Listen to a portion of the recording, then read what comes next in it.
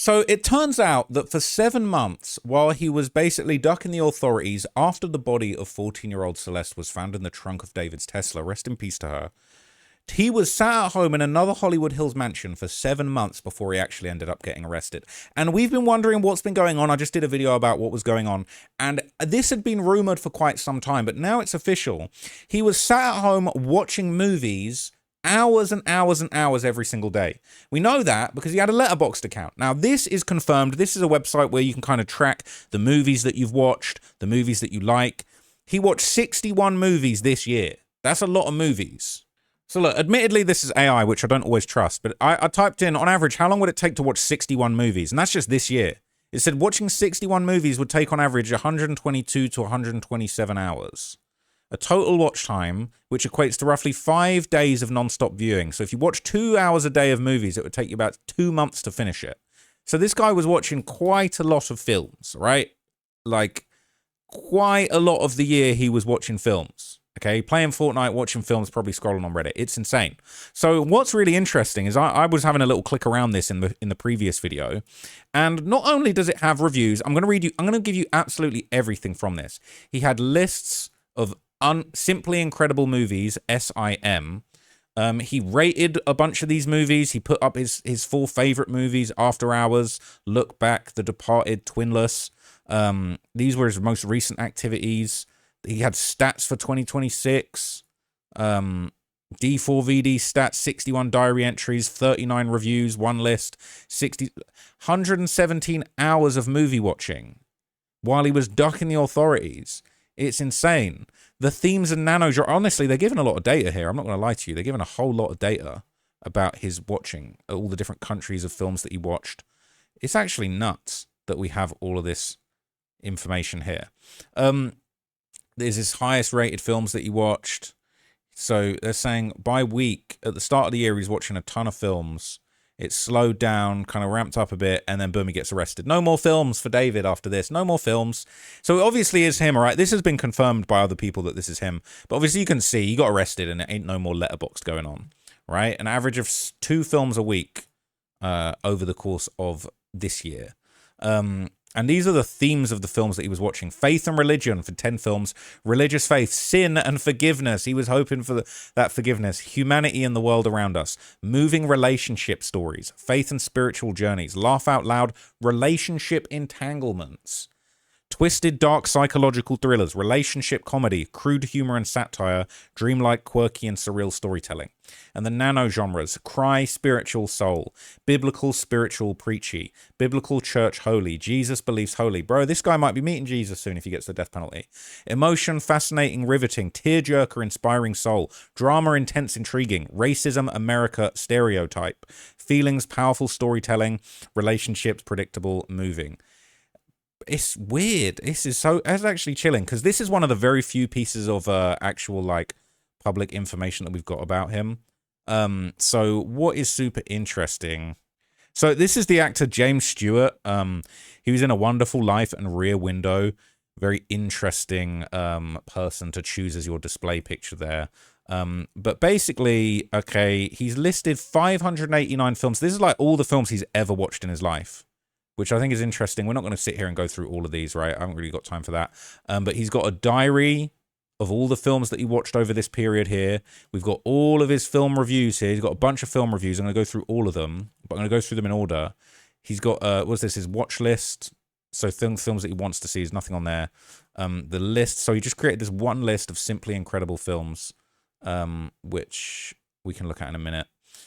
Likes, tag, network, stats. Let's see what these are saying. So what's this? Simply incredible movies.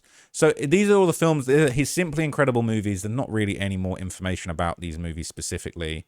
But, you know, Parasite, Whiplash, Batman, Fight Club. I mean, a lot of these are classics, you know. His taste in movies isn't necessarily bad, but like the implications that some of these movies actually have underneath them, like the underlying implications of what some of these films are about, is super creepy, to be completely honest with you.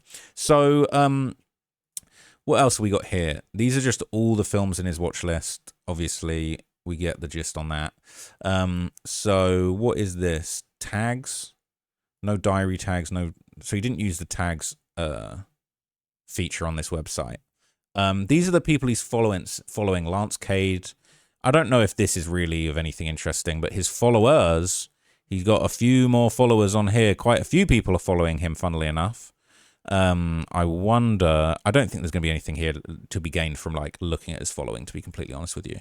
But basically, yeah, a lot of people are following him. A lot of people have discovered this thing, which I do find quite interesting. So from here, what I'm going to show you is... So a life in film, his all life film stats. I think did we already look at this? Yeah, we already looked at this. Oh, there's a little bit more information on this page than we saw previously. So it's kind of showing his highest rated decade. So he's watching, obviously he's, you know, more Gen Z kind of coded. He's watching films from the 2010s, more recent films, more so. And he's rating them the highest. You know, he's watching a few old films, but mainly he's watching new films that were made recently in the last few years or in the last decade, right? So he's rating those films higher, but he's still watching some of the classics. And again, lot of murder films. LA Confidential, that's ironic. Seven, all right. If you don't know many of these films, I don't know if I'm going to sit here and like break down every single film. Like 3 detectives in the corrupt and brutal LA police force in the 1950s used different methods to uncover a conspiracy behind the shotgun slayings of the patrons of an all-night diner. Again, like, yeah, LA murder mystery, eh? Like, that's interesting. 2 homicide detectives are on a desperate hunt for a serial killer whose crimes are based on the 7 deadly sins. In this dark and haunting film that takes viewers from the tortured remains of one victim to the next, the seasoned detective Somerset researches each sin in an effort to get inside the killer's mind, while his novice partner Mills scoffs at his efforts to unravel the case. Insane. Okay, insane. So, just really weird that he would be watching all of this stuff. Are these his collections or are these collections that he's watched? Is he really sat there watching? No, these are just general collections, I believe. So the most watched people that David has been watching, the most watched actors, rated higher than average. So these are the films that he liked. So his most watched actors, I mean, these are super famous people, so it doesn't really tell you anything. But Samuel L. Jackson is you know what I'm saying, the #1 actor that David's checking out. All right, William Dafoe, Scarlett Johansson, you got Leo DiCaprio. You know, obviously these are all just big, obvious celebrities that you would expect him to be seeing, okay? Very interesting. So let's get over to some of the actual timeline of this. So we've seen all the films. This is like his list of Simply Incredible films, you know, that's kind of what he's doing on here. But really what is interesting is his timeline. So I'm going to go through his entire timeline in this video. Let me make myself a little bit smaller so you can see. Cool. So I'm going to go through his entire timeline and I'm going to read every single review that he's done on a film. So this account, it only seems to go back to like November. And again, it's interesting, right? I don't know if he decided, hey, you know what I'm going to do? I'm going to sign up for Letterboxd because I'm just sat around doing nothing. He didn't start posting things on here until November the 2nd, which is obviously like a couple months after the body is found and identified in his car.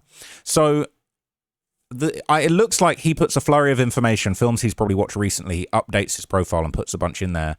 And then he kind of like, he's probably just putting in films that he can remember, and then he probably starts watching them as he goes, and he's writing reviews. And at the start, he's writing a bunch of reviews back to back.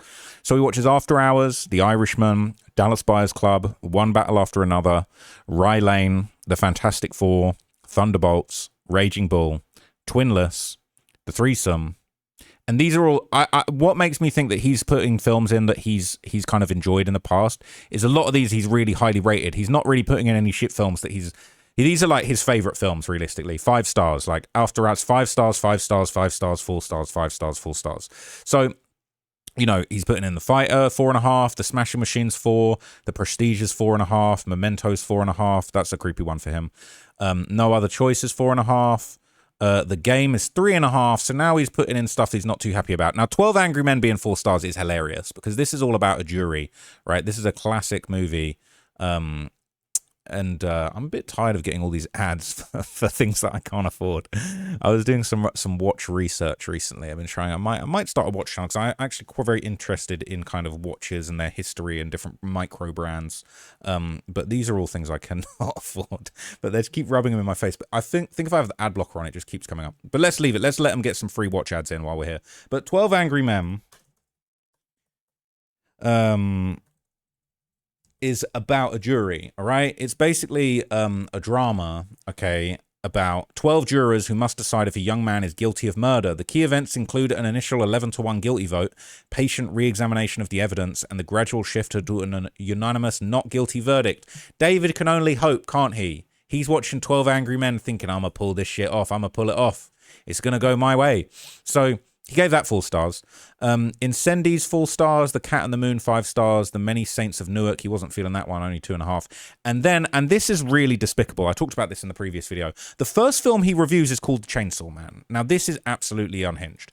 So the Chainsaw Man says the movie Ray's arc. The visuals, the voice acting, the score, absolutely incredible. Mappa is doing an amazing job at capturing the essence of manga panels and bringing them to life. I'm so glad it truly felt like a cinematic piece instead of a few episodes compiled together.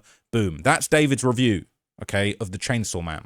Now, the Chainsaw Man, it says, in a brutal war between devils, hunters, and secret enemies, a mysterious girl named Reyes has stepped into Denji's world as he faces the deadliest battle yet, fueled by love in a world where survival knows no rules. So the next one that he reviews is Avatar Fire and Ash. So he gives that 4.5 stars too. And this is what he says about Avatar Fire and Ash. He says, I cried to blue people snorting powder around a bonfire. Cinematic masterpiece. Okay, David. Right? So the next movie he reviews is Together. Now, this looks super creepy, to be honest with you, and I don't know what this is about. But it says, haven't seen Dave Franco in many projects, but he was amazing in this. The acting from him and Allison during the last act was so beautifully unsettling. And so this movie, it says, years into their relationship, Tim and Millie find themselves at a crossroad as they move to the country, abandoning all that's familiar in their lives except for each other. With tensions already flaring, a nightmarish encounter with a mysterious, unnatural force threatens to corrupt their lives, their love, and their flesh. Creepy. All right, that's what he was sat there watching. So that was Together, all right? And so from here, his next review is a 4-star review for Vertigo. And this is what he says about Vertigo. So in his review for Vertigo, all he wrote is Scotty tripping. So Vertigo, it's an Alfred Hitchcock movie. It says he engulfs you in a whirlpool of terror and tension. A retired San Francisco detective suffering from acrophobia investigates strange activities of an old friend's wife, all the while becoming dangerously obsessed with her. So look, this is like a wordplay, all right? He's trying to be funny. So when he says Scotty tripping, that's like a pun on Scottie Pippen, but the main detective is called Scotty, and the film is about him having vertigo, being high up. He's chasing a policeman on the roof, slips and nearly falls, all right? His colleague attempts to rescue him but falls to his death, and basically he gets acrophobia, irrational fear, or phobia of heights, and vertigo obviously being the feeling when you feel like you're high up. So he's doing like a little pun, a little joke there. That's what he's kind of on. So it's interesting when he says Scotty tripping. The next movie he reviews on here is 100 Meters. So in this one, he says, my new Goku and Vegeta. So it says, a gifted runner trains a determined but unskilled classmate, unaware he's creating a rival who will challenge him on the track for years to come. So, you know, it's looking like an anime. Is this a movie or a series? I'm not 100% sure. I'm guessing this is all movies, but yeah, so he obviously loved anime and those kind of things. The next one is Collateral. Now, this is an interesting one for him to choose. He says, soundtrack was a bit weird. Jamie's acting threw me off at some points, but Tom Cruise just ameliorates every project he's in. My full sprinting goat. But he only gave it 3.5 stars. And if you don't know Collateral, cab driver Max picks up a man who offers him $600 to drive him around, but the promise of easy money sours when Max realizes his fare is an assassin. Interesting. A lot of murder movies, right? So he gives 3.5 stars to The Color of Money next, too. So The Color of Money, he just says Tommy Supreme. So what I think he's doing with that review is he's kind of comparing Tom Cruise's role in this film to Marty Supreme. And as we later find out, he loved Marty Supreme. So it says, former pool hustler Fast Eddie Felson decides he wants to return to the game by taking on a pupil. He meets talented but green Vincent Lauria and proposes a partnership as they tour pool holes. Eddie teaches Vincent the tricks of scamming, but he eventually grows frustrated with Vincent's showboat antics, leading to an argument and a falling out, and Eddie takes up playing again and soon crosses paths with Vincent as an opponent. So anything that even resembles Marty Supreme, he's into. Now, again, more creepy stuff. He does a 4-star review on a 2025 film, Wake Up Dead Man. So for this one, his review, he says, for his Judd arc through the movie was the relationship between him, his purpose, and his devotion to God.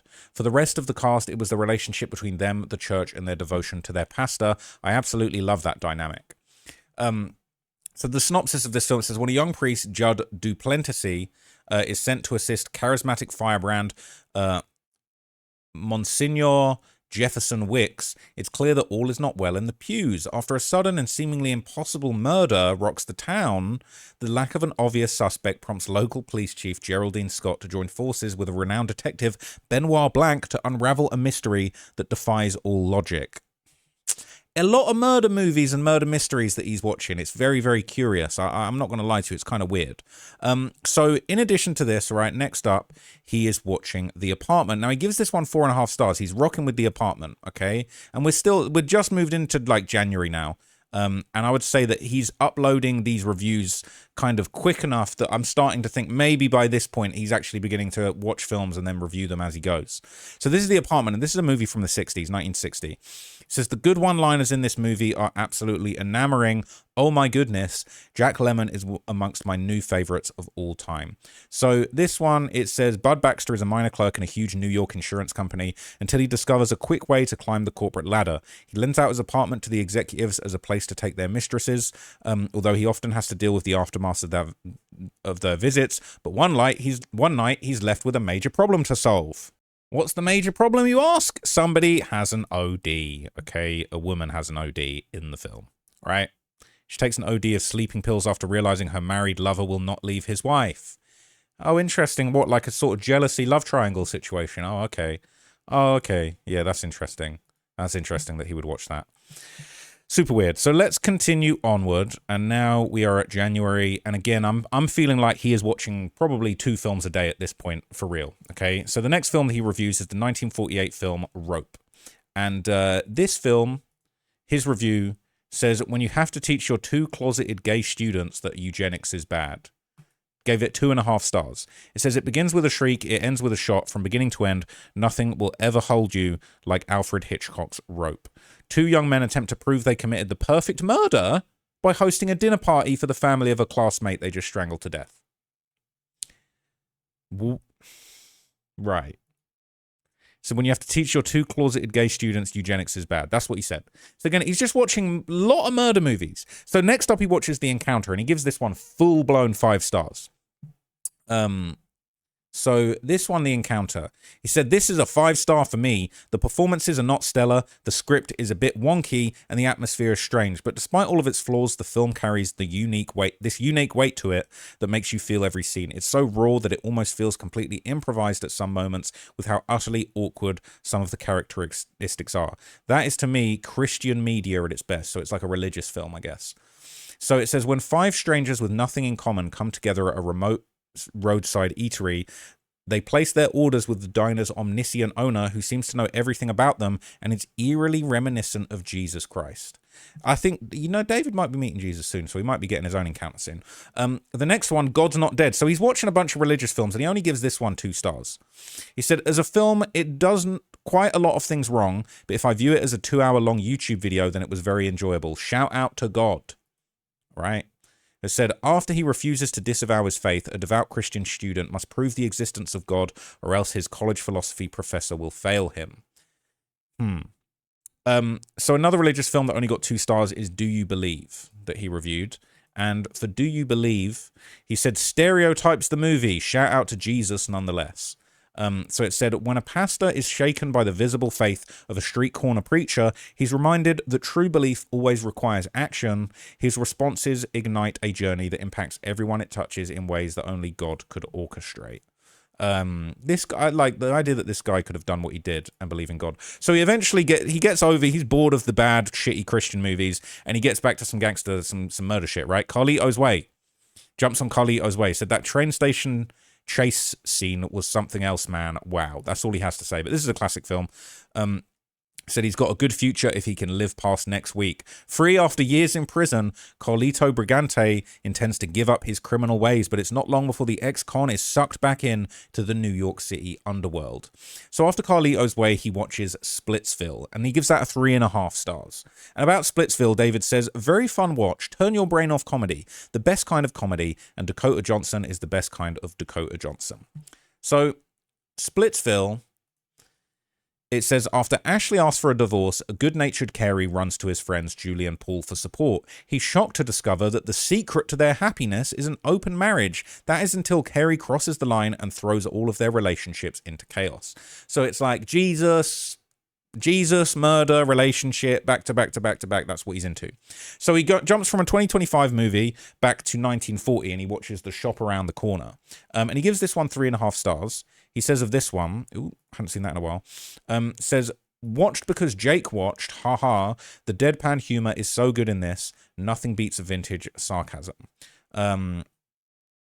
So it says, two employees at a gift shop can barely stand one another without realizing that they're falling in love through the post as each other's anonymous pen pals.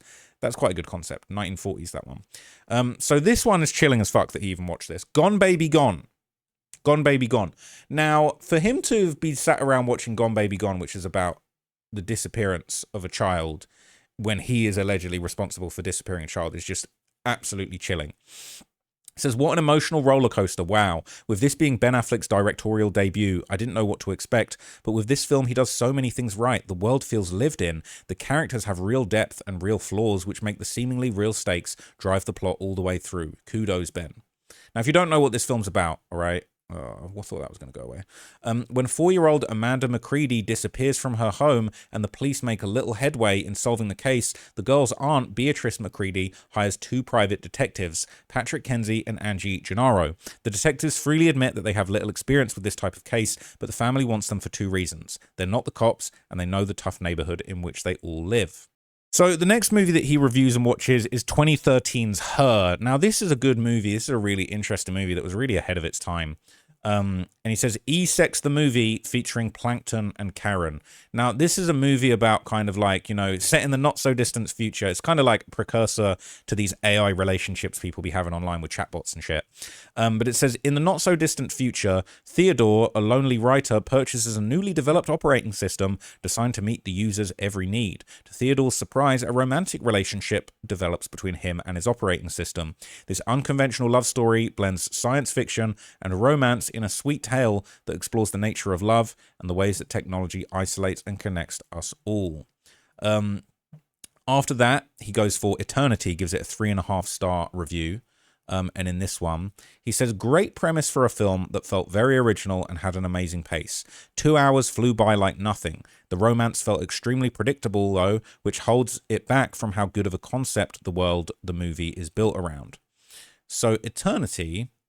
It says, in an afterlife where souls have 1 week to decide where to spend eternity, Joan is faced with the impossible choice between the man she spent her life with and her first love, who died young and has waited years for her to arrive. Excuse me? I'm going to read that again, because that's insane that this weirdo would be watching this film. In an afterlife where souls have 1 week to decide where to spend eternity, Joan is faced with the impossible choice between the man she spent her life with and her first love, who died young and has waited decades for her to arrive. What a weirdo. Like, great premise for a film, felt very original, had an amazing pace. 2 hours flew by like nothing. The romance felt extremely predictable, though, which holds it back from how good of a concept the world the movie is built around. Right. So next up, he watches Roofman. He gives this one 4 stars, and I'm going to flip things around now because I'm going to read the synopsis first before I read his review. I think that makes more sense. So Roofman is a former Army Ranger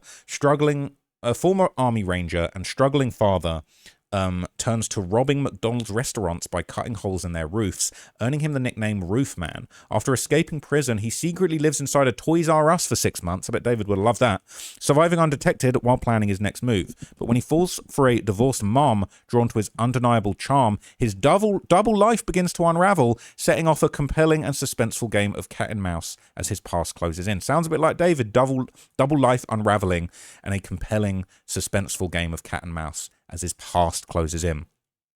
David said, 4 stars, an extraordinary watch. Wow. Channing Tatum still has the sauce. Very moving performances from him and Kirsten. I was expecting an action drama, but was pleasantly surprised by the depth of this film. Interesting. So after that, he watches The Revenant and gives it 4 stars. Now, this is pretty classic, The Revenant. Amazing film. It said in the 1820s, a frontiersman, Hugh Glass, sets out on a path of vengeance against those who left him for dead after a bear mauling. And he said, absolutely incredible watch, a few parallels to Red Dead Redemption, which heightened the experience for me. Personally, I see why Leo won the Oscar to this. Interesting drawing parallels to Red Dead Redemption. So after that, he watches LA Confidential. Now, I'm very excited to hear what he has to say about this film, which is a murder mystery set in LA. I wonder what he is going to be saying. So it says, everything is suspect, everyone is for sale, and nothing is what it seems. 3 detectives in the corrupt and brutal LA police force of the 1950s use differing methods to uncover a conspiracy behind the shotgun slayings of the patrons of an all-night diner. And David to that, he said, phenomenal film that captures every good thing about noir thrillers. Excellently paced and excellently casted. 4.5 stars.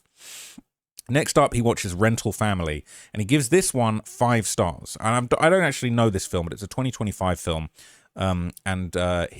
Basically, the synopsis is an American actor in Tokyo struggles to find purpose until he lands an unusual gig working for a Japanese rental family agency, playing stand-in roles for strangers. As he immerses himself in his client's world, he begins to form genuine bonds that blur the lines between performance and reality.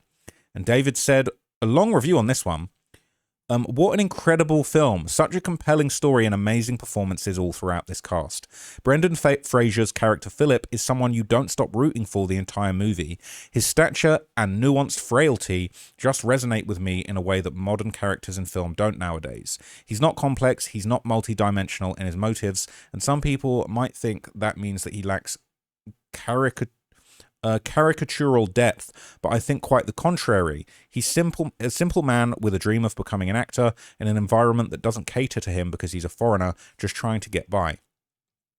The job he comes into is the exact opposite of his simplistic nature, dealing with an area of acting that deals with more complicated elements of emotion because the people he's hired to act for think it's real. This unconventionally makes an ordinary man in search of grandeur realize that he's okay with being ordinary, and that speaks to me. Now, that was a very self-indulgent review, okay? And someone's actually commented on his review and said that actually has made them want to rewatch it. And I didn't realize people could comment on the reviews. I should have been looking out for that, but I will look out for that going forward. So I'm just going back real quick to just see what people have commented, and quite a lot of them don't have any comments. But interestingly enough, on God's Not Dead, somebody commented, God not finna accept you, lil bro. Straight to the fiery depths of hell you go. On Chainsaw Man, a couple people actually responded as well. They said, of course, David would love Chainsaw Man. People saying, what the hell? Of course, this is his first review. Someone did a bit of a distasteful comment on this Collateral one. Someone said, rating Collateral this low is the second worst thing you've ever done. I wonder what the first is. On Rope, somebody actually commented, what was the method in which you did it, David? Don't worry, I won't tell anyone. So that was all the comments up until this point, so we haven't missed anything. I want to make sure this is the comprehensive video on everything that was said.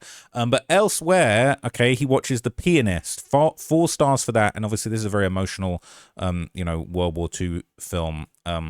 So it says, music was his passion, survival was his masterpiece. The true story of pianist Władysław Szpilman's experiences in Warsaw during the Nazi occupation. When the Jews of the city find themselves forced into a ghetto, Spilman finds work playing in a cafe, and when his family's deported in 1942, he stays behind and works for a while as a laborer, eventually going into hiding in the ruins of the war-torn city. And so this would have been a pretty, horrific film. And bear in mind, this is directed by Roman Polanski, who basically, fled after being accused of abusing a minor. So that doesn't necessarily mean that it's not a good film, but I think that's just an interesting lens through which to view this. Look, people in the comments saying a predator who also likes watching a predator's work. Deja vu. He says war is heartbreaking, cruel, and unpredictable. Seeing the zeal dwindle from Zvillman's eyes gradually throughout the film invokes such a despondent feeling, even more so knowing that the events of this movie transpired in real life. When his world mentally and physically crumbled around him, all he had to hold on to was hope. Hope that he would make it. Hope that his hands would grace a piano again after all he's lost. Eventually he was reunited with his passions again, but at the cost of so much. Prayers upon prayers go out to those experiencing this reality in the Middle East right now. All right, David. All right, David, it's not really time for that. Not really time for you to virtue signal. Don't worry about what's going on in the Middle East when you're causing alleged horrific crimes back home. But anyway, he watched Game Night next, 2018, and gave that one 4 stars. And so Game Night, I'll give you a little bit of backstory. It says, this is not a game. Max and Annie's weekly game night gets kicked up a notch when Max's brother Brooks arranges a murder mystery party complete with fake thugs and federal agents. So when Brooks gets kidnapped, it's all supposed to be part of the game. As the competitors set out to solve the case, they start to learn that neither the game nor Brooks are what they seem to be. The friends soon find themselves in over their heads as each twist leads to another unexpected turn over the course of one chaotic night. And he gave a long review of this one too. So I'm not big on comedies that advertise themselves as more than just a comedy, not only because I think it's pretentious and most of the movies with that identity end up being terrible, but man, was this a pleasant surprise and a very welcome one. The plot within plot trope gets messy and often doesn't stick the landing, but Game Night succeeds in almost every department. Taking themes from David Fincher's The Game and adding campy humor into the mix was such a genius play that I have to applaud it. Jesse Plemons is a Hall of Famer in my books, and the utilization of his perfect uncanny presence was incredible. Billy Magnuson's portrayal of the cliche, ignorant, handsome but funny character most comedies have didn't make me roll my eyes at all, because unlike other movies, he's the only character with this flaw. The whole cast performance of a few normal people with above average intellect that are coincidentally really good at games is hilarious when the story really gets moving. Brilliant. So he's got all this time on his hands to watch all of these movies and write these long reviews. It's crazy, really. Next up is Black Swan. Gives that one 4 stars. And Black Swan's a good film. I've watched Black Swan quite a long time ago. This is the story of Nina, a ballerina whose New York City ballet company, a ballerina in a New York City ballet company whose life, like all those in her profession, is completely consumed with dance. She lives with her retired ballerina mother, Erica, who zealously supports her daughter's professional ambition. When artistic director Thomas Leroy decides to replace prima ballerina Beth McIntyre for the opening production of their new season, Swan Lake, Nina was his first choice. So this is David's thoughts on Black Swan, and people are saying his review is performative. He says, I was going to write a paragraph, but honestly, the best review I can give is that in my head canon, Black Swan and Whiplash exist in the same universe indefinitely. People saying performative, pretentious, bullshit, all right? Idiot, loser. So next up is The Lobster. And The Lobster, this is what The Lobster's about. An unconventional love story in a dystopian near future. Single people, according to the laws of the city, are taken to the hotel where they're obliged to find a romantic partner in 45 days or are transformed into animals and sent off into the woods. So this is what he said about The Lobster. He said, a film that sends the message that love is much more than just compatibility in the weirdest way possible. Yorgos Lanthimos reels in yet another peculiar story that's equally as compelling by giving the viewers a world to live in, but no explanation as to how and why the world is as it is, which forces us to adapt to the plot unfolding with every act. The Wes Anderson-style dialogue and interesting takes on humor. The movie makes you root against the rules set by both the civilization of the world and the rebellion known as the Loners, making each of them equally morally unusual. Without reducing this movie down to just the right person, wrong time, the movie, it's safe to say it boils down to just that, and it does it fairly well. Next up, he watches Birdman. That's another great movie. Gives it 4 stars. And so Birdman... it says, how did we end up here? A fading actor, best known for his portrayal of a popular superhero, attempts to mount a comeback by appearing in a Broadway play. As opening night approaches, his attempts to become more altruistic, rebuild his career, and reconnect with friends and family prove more difficult than expected. So he says, truly a technical marvel of a film. Having watched Seth Rogen's The Studio before this, I completely understand where he got the source from. Alejandro's directorial eye is immaculate. The sheer dedication to having the camera work emulate a 1 hour and 36-minute one-shot takes so much heart and passion. I have to applaud the crew who brought it to life. A movie about the complex and grueling nature of Broadway, while feeling like a Broadway play in itself, is amazing. There was never a dull moment, which makes it incredibly attention span friendly. Haha. Next up, he watches The Rip from 2026. So the explanation for The Rip, it says, count the money, count it again, count on no one. Trust phrase when a team of Miami cops discover millions in cash inside a rundown stash house, calling everyone and everything into question. So this is his explanation, and somebody actually gave their thoughts on this too, but it doesn't really speak to David or anything like that. But he said, Good Will Hunting the sequel. All jokes aside, as far as buddy cop movies go, this is a solid rip, no pun intended, onto the genre's ranking chart. We have both Ben Affleck and Matt Damon vicariously reprising their roles as the accountant and Jason Bourne, respectively, and doing a pretty enthralling job doing so. In a movie where the plot twist isn't so much a twist as it is an expectation, films that are overzealous to make the audience question everything also have to come to terms with the fact that when everything has to be questioned, the questions end up answering themselves. In terms of who the real bad guy is, especially when spending too much time focusing on one bad guy, Matt's character. In retrospect, I have to give the film some leeway in that regard because the film is based on a true story, which can add additional plot limitations depending on how faithful they choose to be to the source material. Either way, it was a very enjoyable watch, which could mean nothing. So after The Rip, he watches Pi. This is a 1998 film. He says all he says is the Lisan Al Gaib for math dudes. I'm not gonna lie. This pretentious fool bringing up shit I ain't never heard of. Let me look that up, okay? Lisan Al Gaib. So, Lisan Al Gaib means the voice from the outer world or tongue of the unseen. It's a fictional term from the Dune science fiction series, which I also haven't seen, to be fair. But yeah, that's what he said about Pi. It says, faith in chaos. A mathematical genius discovers a link between numbers and reality, thus believing he can predict the future. We could all predict David was going to get arrested, which is interesting. So next up is Soul, a 2020 movie, a kids movie, actually, funnily enough. I wonder if he had much time to watch those when he was doing his horrible stuff. It says, everybody has a soul. Joe Gardner is about to find his. Joe Gardner is a middle school teacher with a love for jazz music. After a successful audition at the Half Note Club, he suddenly gets into an accident that separates his soul from his body and is transported to the U Seminar, a center in which souls develop and gain passions before being transported to a new child. Joe must enlist help from the other souls in training, like 22, a soul who has spent eons in the U Seminar in order to get back to Earth. So this is what David said about Soul. He gave it 4.5 stars. He said, I can't believe I haven't seen this until now. Pixar as a studio has not missed in its storytelling department ever. Such incredible talent they have over there. The proper cultural representation that doesn't feel stereotypical. The classic Disney side character redemption arc. The amazingly likable main character, the jazz. Simply perfect. So he watches a few films now that he doesn't actually end up reviewing. He watches War Room, gives that 4.5 stars. He watches David, funnily enough, which has 4 stars, but he doesn't do a review. But David, let's see what David is about, because I've not heard of this film. It says, a giant musical event. From the songs of his mother's heart to the whispers of a faithful God, David's story begins in quiet devotion. When the giant, so it's the David and Goliath story. When the Goliath rises to terrorize a nation, a young shepherd armed with only a sling, a few stones, and unshakable faith steps forward. We know what David and Goliath's about, right? So you get the gist on that. He's definitely about to get Goliath into oblivion to a life sentence. This is a movie called Fireproof. I think this is interesting that he would want to watch this. Wait, so did he put a heart under it? I don't know if he put that there. Wait, does that mean that he does have a review of David? So I think he just puts, that just means he hearted it. So he hearted the film. This Fireproof movie looks interesting though. It says never leave your partner behind.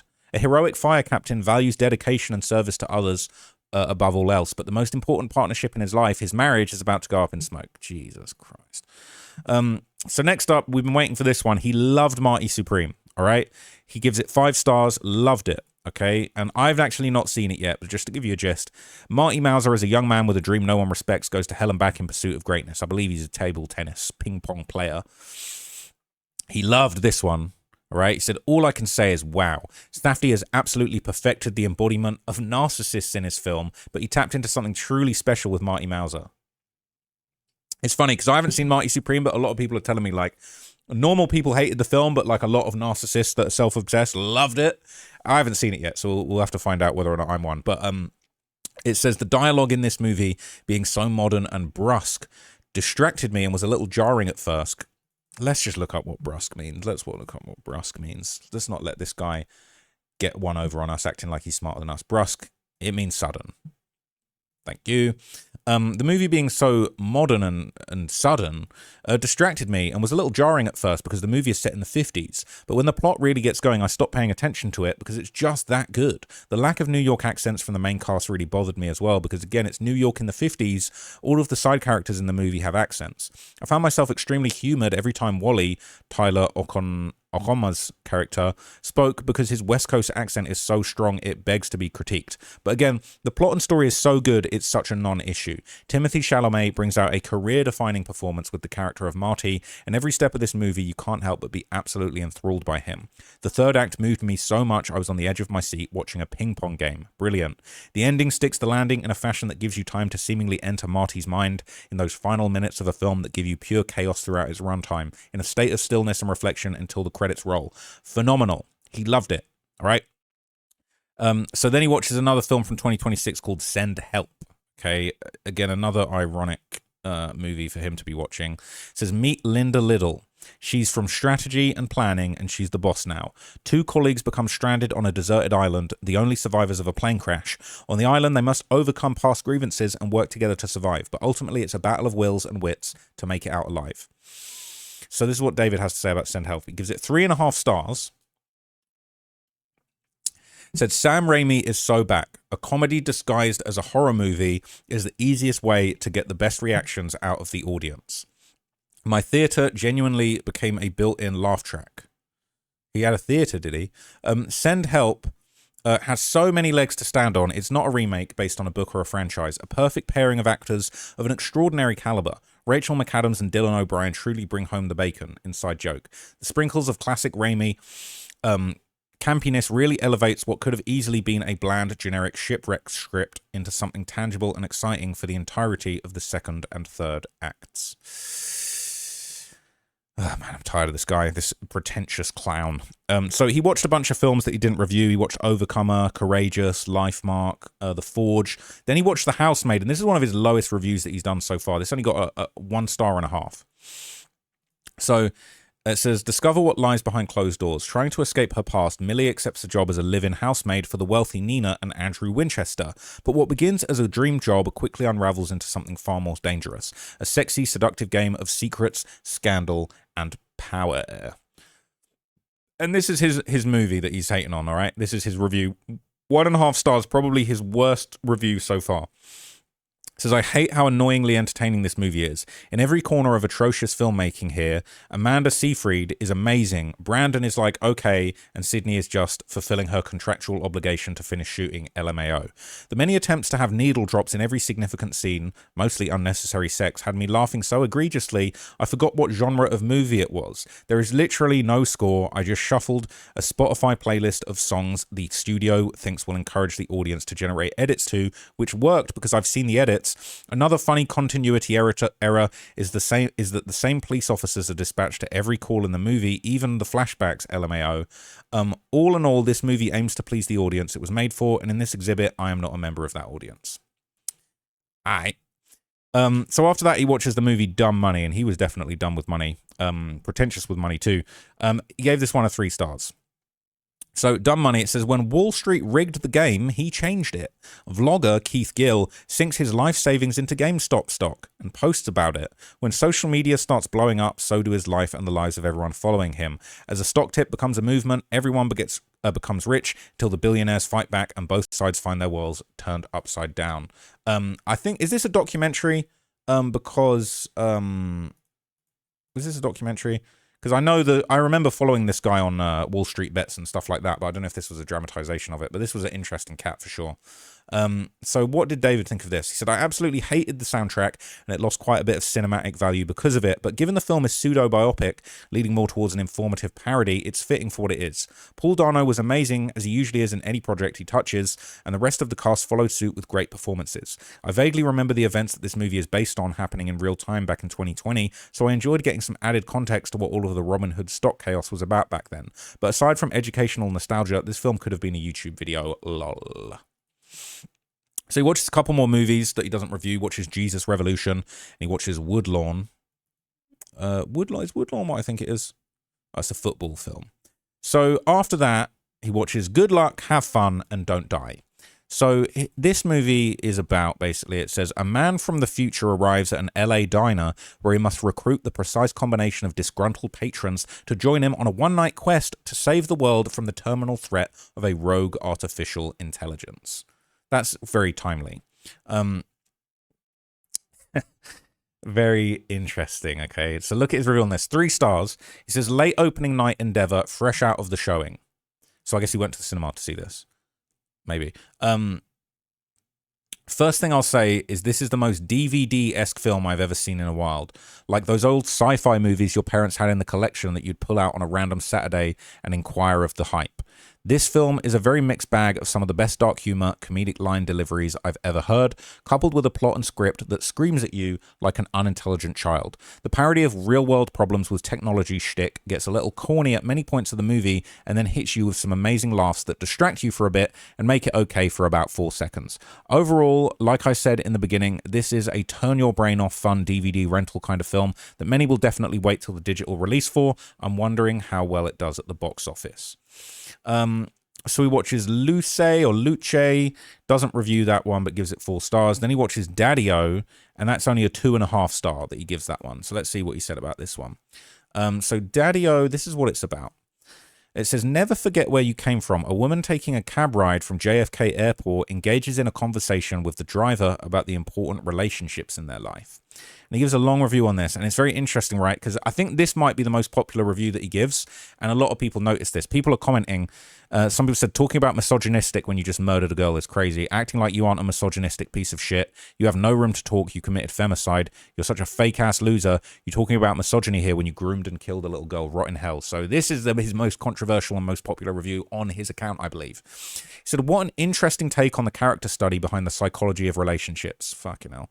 I'm thoroughly surprised this film was made by a woman given how much borderline misogynistic mansplaining there is throughout. It succeeds at being an intimate, one-location drama that delves into the art of small talk, but the subject matter was executed quite poorly.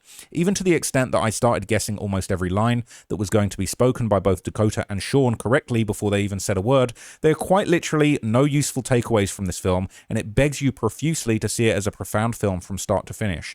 It doesn't stick the landing in the slightest. Yes, I know the relationship Dakota's character navigates is a situation people actually go through in the world, but instead of bringing awareness to destructive behavior in what we call love, it comes off more as a parody than anything intelligent.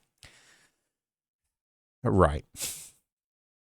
I mean, this is somebody who's desperate to be taken seriously too. It's very ironic. So I believe he doesn't write too many more reviews. He only writes a couple more, but he watches a bunch of films that he doesn't review.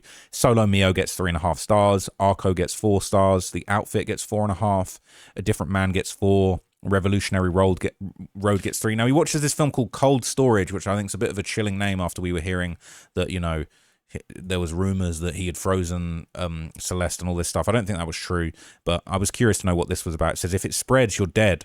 When a mutating, highly contagious fungus escapes a sealed facility, 2 employees joined by a grizzled bioterror operative must survive the wildest night shift ever to save humanity from extinction. So he gave that 3 stars. Now, I'm surprised.